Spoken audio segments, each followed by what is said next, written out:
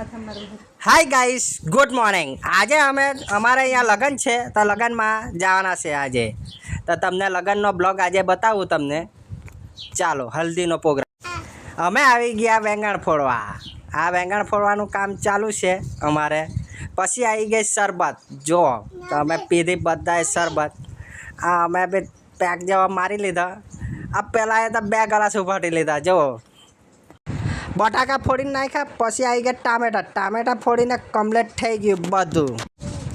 જુઓ ગમનભાઈએ શાક બનાવ્યું લાલ લાલ એકદમ. જુઓ તડકા મૂકીને શાક બનાવી નાખ્યા, વેંગણ બટાકાનું શાક.